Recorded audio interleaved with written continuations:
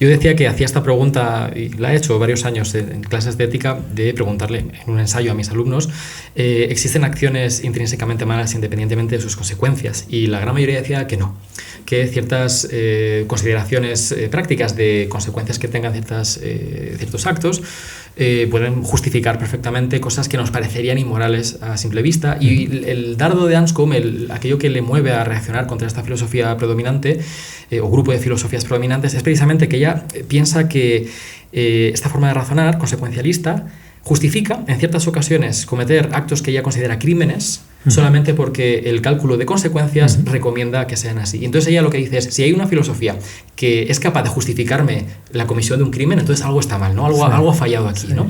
Y ella lo que la lanza a esta investigación y a esta respuesta a la filosofía dominante de su tiempo, la filosofía moral, es precisamente el reaccionar contra este núcleo, ¿no? del consecuencialismo. Exactamente, sí. Digamos, ahí hay como tres momentos desde el punto de vista de las publicaciones. Primero es este Mr. Truman's Degree, que es un panfleto literalmente. Luego, en el año 58, Modern Moral Philosophy. Realmente antes Intention, pero bueno, se solapan en el tiempo, ¿no? Con las publicaciones. Y digamos, forman una unidad temática. Entonces, dos comentarios. La primera es, en Modern Moral Philosophy, la última frase, también muy sabe que es un tema muy de últimas frases, por lo menos en estos textos. Dice, en inglés termina diciendo, and this is my complaint, o sea, esta es mi queja. ¿Y cuál es su queja? Su queja es una teoría que desde el punto de vista ético o del razonamiento práctico admite que está justificada la muerte del inocente o el asesinato del inocente, de murder, que es la palabra que usa en inglés, o sea, el asesinato del inocente es una filosofía moral corrupta. Luego, hay un programa de la BBC que está publicado, que también lo recomiendo a los interesados, digamos, en este tema, y también en conocer al personaje, digamos, de un modo quizá menos académico, ¿no? Y más. Entonces, en ese programa de la BBC, que desde estos años también se titula de modo sarcástico, ¿Does Oxford Moral Philosophy corrupt youth? Y la respuesta es que sí. Sí, ¿no? Corrompe la filosofía moral de Oxford a la juventud. Como diría Sócrates, o sea, la acusación contra Sócrates. Exactamente. Entonces, y precisamente por esta razón, ¿no? Voy a decir. Entonces, una primera cuestión es esto que he mencionado, de que su principal inquietud es decir, un sistema que admite admite como justo, ¿no? En el sentido de la virtud de la justicia, la condena del inocente, pues no puede ser bueno. Y lo segundo que quería decir, porque creo que es aquí una distinción clave, que en español no es tan fácil de ver, como sí que lo es en inglés, es la distinción que se hace entre dos pares de conceptos, ¿no? El binomio right and wrong y el binomio good and evil, que en español lo utilizamos de modo absolutamente sinónimo, pero en el inglés tiene unos matices, ¿no? que son en el caso del que estamos hablando claves, porque me parece que ninguno, desde luego con los que conversa Anscombe, o mejor dicho, con los que debate Anscombe, ninguno de estos autores consecuencialistas, que son Richard Herr sería como el más conocido, diría, o si preguntáramos a Truman, ¿no? Truman, bueno, sí que podemos hablar un poco más de Truman, porque he leído algunas cosas más de la historia concreta, ¿no? De por qué se lanzaron bombas atómicas, etc. Y digamos, ¿qué pensaba él sobre esto? Pero en fin, nadie diría, lanzar bombas atómicas donde mueren decenas de miles de personas es bueno. Es good, ¿no? Claro, no hay ninguna idea de eso es good, porque es una tragedia, es un desastre, ojalá pudiéramos evitarlo, nadie lo quiere, nadie lo busca, pero sin embargo dicen, it was the right decision, ¿no? Fue la decisión correcta. ¿Por qué? Porque si no las consecuencias hubieran sido peores. Y además en este caso tiene fuerza en el sentido de que, que obliga a pensar, porque dices, ¿qué es peor? ¿Que mueran decenas de miles de personas en estos dos bombardeos atómicos? ¿O que mueran, no sé exactamente el número, pero estaríamos cerca del 1 millón de personas, de soldados, una invasión americanos, marítima, japoneses que estaban dispuestos a suicidarse, en fin, hasta a no retroceder un paso sin morir, población civil? Entonces, claro, si pones en la balanza, pongamos, 150.000 vidas, no recuerdo los números exactos, pero de ese orden, ¿no? Y 1 millón, pues evidentemente es mucho más dramático que morir 1 millón.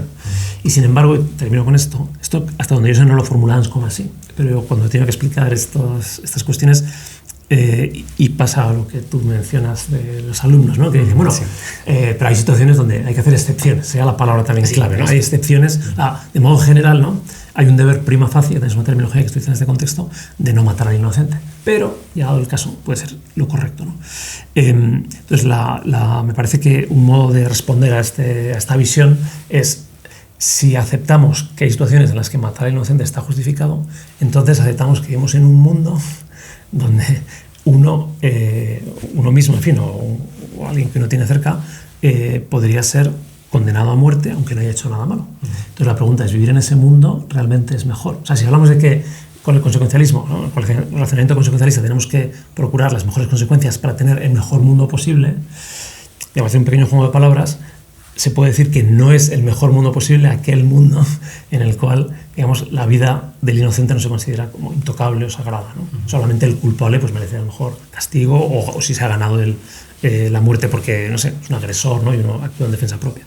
Eso es, a mí me parece que eso que acabas de señalar subraya muy bien uno de los problemas que Anscombe identifica quizá en el consecuencialismo, que es precisamente esta idea de que el consecuencialismo presupone una teoría causal, una visión muy causal o naturalista de los acontecimientos humanos, ¿no? Es decir, al hablar de un cálculo de consecuencias, lo que estamos presuponiendo es que el mundo se compone de una cadena de causas, ¿no? Acontecimientos, eventos, un poco la visión, en el libro este del Cuarteto de Oxford que mencionaba al principio, hablan de la visión del mundo de las bolas de billar, ¿no? Esta idea de, a partir de Galileo, de que vivimos en un cosmos, bueno, pues que es determinista, físico, ¿no? Donde pues un acontecimiento determina el siguiente, causa siguiente, pero esto es un espacio neutro de objetos que interactúan entre sí a nivel físico-causal, pero donde no hay valor o donde no hay ningún criterio, ¿no? de normatividad, y esta disociación tan fuerte entre esa sucesión de causas, donde uno puede o controlarlas o no controlarlas, versus cualquier tipo de juicio respecto de esas causas, ¿no? de bien, mal, como has dicho, ¿no? De good, evil, ¿no? Y entonces quizá lo que Anscombe se da cuenta, y esto me parece muy interesante del artículo Modern Moral Philosophy,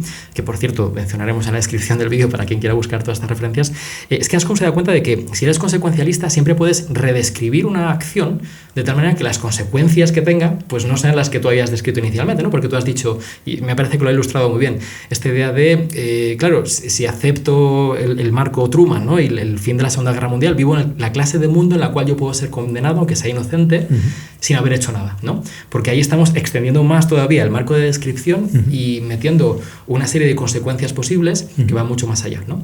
Pero claro, el truco en todo esto, hasta donde yo entiendo, es que lo que Anscombe dice es que tu responsabilidad moral, si eres consecuencialista, no va más allá de lo que tú eres capaz de prever en las consecuencias de tus actos, ¿no? Pero da un poco igual la intención que tengas, porque lo que importa es la cadena de consecuencias que se derivan de ti mismo y que tú eres capaz de controlar o prever. Y entonces ella se da cuenta de que lo que tiene que hacer es desmontar este marco, estas presuposiciones, ¿no? Tal vez. Y un poco para orientar a las personas que escuchen, ¿no? Estamos en ética, claro, ¿cómo se debate en torno a estos temas? Pues por un lado uno habla de como marcos normativos que nos dan principios para concluir que una acción es correcta o incorrecta, buena o mala, ¿no? Pero luego hay fundamentos, presuposiciones, ¿no? Y entonces aquí es donde Anscombe, mucho del trabajo de Anscombe no se trata tanto de crear unos principios o marcos que me ayuden a guiarme sobre qué está bien o qué está mal, sino cuestionar esas presuposiciones, ¿no? Tan interesantes. Sí, o sea, así es. Digamos, una de las aportaciones importantes de Anscombe a la ética del siglo XX, del siglo XXI, es distinguir el ámbito de la teoría de la acción, o la descripción de la acción, como lo llama ella, y el ámbito de lo que hoy en día se llama habitualmente ética normativa, es decir, o el juicio moral, ¿no? En términos más tradicionales. En el siguiente sentido, solo podremos juzgar moralmente del modo adecuado, o sea, poder determinar qué es lo bueno y lo malo, si primero hemos descrito correctamente la acción. ¿Qué significa esto? Si primero tenemos claro sobre qué estamos juzgando. Entonces, en el caso de la Segunda Guerra Mundial, de Truman, que es con lo que surge todo esto, los que defendían a Truman decían cosas como, bueno, si él en realidad salvó vidas, y, bueno, materialmente salvó vidas. Podemos aceptar que se podría discutir también, porque en el futuro nunca se sabe cómo hubiera sido, ¿no? Pero, en fin, lo previsible, y un gobernante tiene que gobernar también porque a veces a los filósofos es muy fácil, digamos, desde aquí, ¿no? Especular. Exactamente, ¿no? Pero luego el presidente pues tiene a su cargo a los soldados, a las familias, y, en fin, también hay que poner el matiz, pero más allá de eso, lo que no deja de ser, digamos, relevante aquí es qué estaba haciendo Truman. O sea, algunos decían, pues un ejemplo que también utilizamos, simplemente puso la firma en un papel. Sí. O sea, él no digamos, puso la pistola a nadie, no tira la bomba, y lanza la bomba, ¿no? Esa es una cuestión, ¿no? Entonces, ¿qué está haciendo Truman? O él salvó vidas, es cierto que salvó vidas, pero eso era lo que estaba haciendo. Entonces, para resolver este tipo de preguntas, si era eso o no lo que estaba haciendo, ella desarrolla lo que llama la filosofía de la psicología, es el término que utiliza, que hoy resulta un poco confuso. Correspondería es filosofía de la mente, evidentemente, pero es lo que hoy en día se llama la teoría de la acción. Entonces, muy brevemente, la teoría de la acción, donde ella la expone en el libro Intention, que es ahora, digamos, lo que en los últimos 15-20 años ha resurgido con mucho interés, y ha sucedido con mucho interés con independencia de la cuestión del juicio normativo. O sea, el origen de toda esta reflexión de Anscombe es el affair Truman, ¿no? Pero eso le lleva a estudiar la cuestión de cómo describimos la acción y qué es lo que está haciendo la gente. Entonces, ahí, muy breve, y creo que esto es más o menos conocido, porque en realidad es una doctrina clásica. O sea, ya ahí bebe, sí, pues de Thomas de Aquino, básicamente, ¿no? Incluso, que solo sea mencionarlo, por lo menos mi impresión personal es que cuando escribe Intention ella tiene muy en mente el principio de doble efecto. La tradición católica, la tradición tomista, clásica, aunque nunca lo cita en el libro. Pero si uno luego al principio del efecto y ve, digamos, los conceptos que Anscombe ha desarrollado en Intention, se da cuenta que esos conceptos sirven para entender esa doctrina que también es compleja, ¿no? Pero en fin, podemos dejar eso a un lado. Y luego posteriormente ella escribió varios artículos sobre el principio del efecto. Y en Intention básicamente la distinción está, cualquiera que lo lea verá que hay una serie de letras, la A, B, C, D, E, ¿no? Que intentan explicar las conexiones de medio a fin, ¿no? Entonces sería con el caso de Truman, pues efectivamente firmar el papel lleva a que despegue el avión con las bombas y a que el piloto lance las bombas y a que las bombas estallen y muera la gente. Y el que muera la gente en Hiroshima y Nagasaki se hizo con la intención de acabar con la guerra y de hecho consiguió acabar con la guerra. Entonces aquí la clave está en la conexión entre lanzar las bombas y acabar con la guerra. ¿Por qué? Porque no hay duda que hay una... Entonces, hay dos cuestiones clave. Esta, la relación entre lanzar las bombas y acabar con la guerra, y la conexión entre firmar el papel y lanzar las bombas. Okay. Entonces, el argumento que hace Anscombe, que es muy nítido, es hay una conexión intrínseca que forma una unidad entre firmar la orden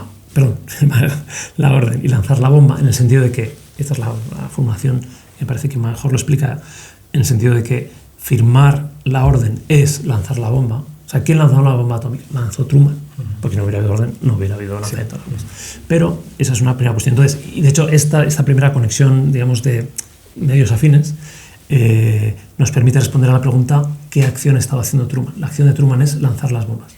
Y luego hay una pregunta siguiente, que es ¿y con qué intención lo hace? Porque él lo puede hacer con la intención de acabar con la guerra o lo puede hacer con una intención, pues no lo sé, no es el caso real, pero de pues quedarse con los territorios de Japón y ampliar el imperio americano. Podría haber sido una intención que no parece que lo hubiera. Entonces, pero son dos intenciones distintas. La segunda, diríamos, es una intención por principio no legítima o no noble. La primera de acabar con la guerra, sí.